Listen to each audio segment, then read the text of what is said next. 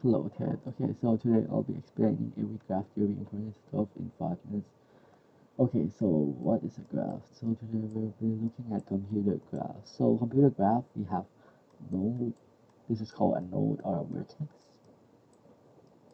My bad, I'm writing on a computer.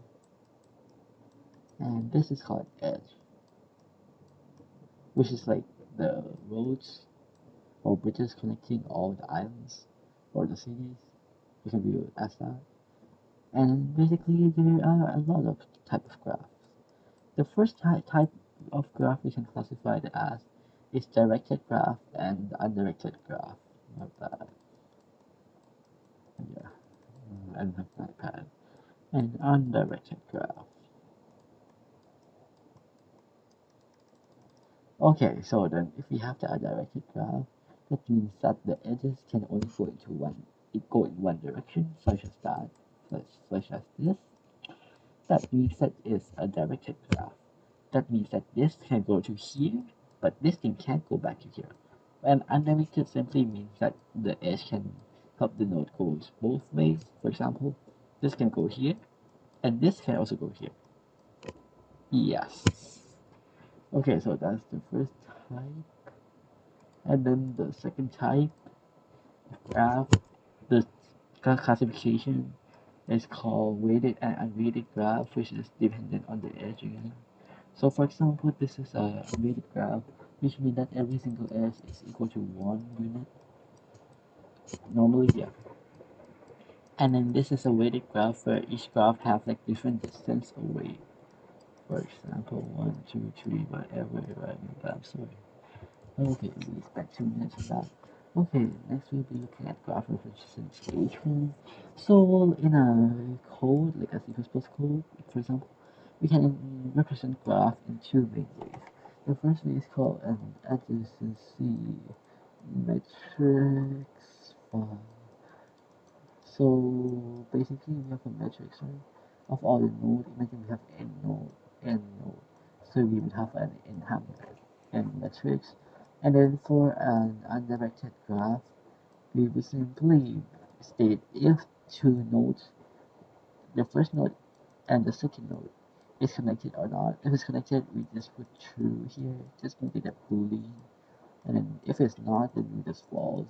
This would represent something like 1, 2, yes, 1, 2, something like that. However, it is old and square and very inefficient. So we would turn to the next approach, which is called adjacency matrix. So how adjacency list, my bad, adjacency list work is basically you have a list. You have a vector, like something like,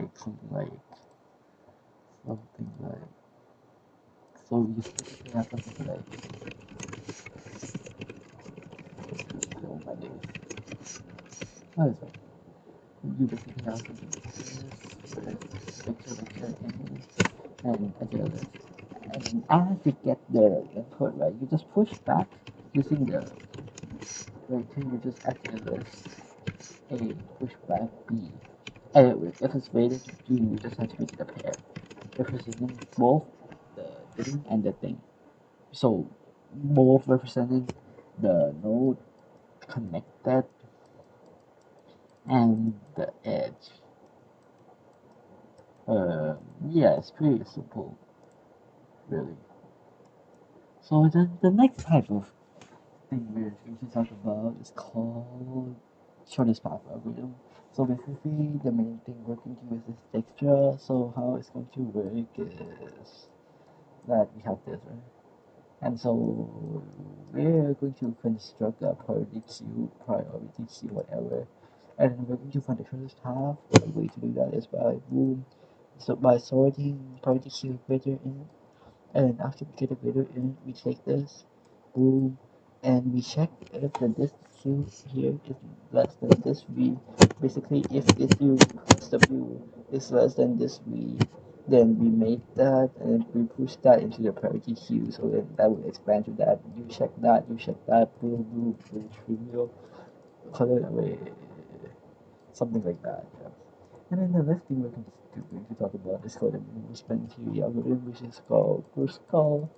So basically, you have an edge list you take in, right? So then you just sort that edge list, and you just take them, and you use DSU to find if there's a cycle or not. If there's no cycle, then you build cost here. And then there's also a lot more stuff. For example, prim, Bowman, Ford, but we can't talk about that today because we're out of time. Okay, thank you.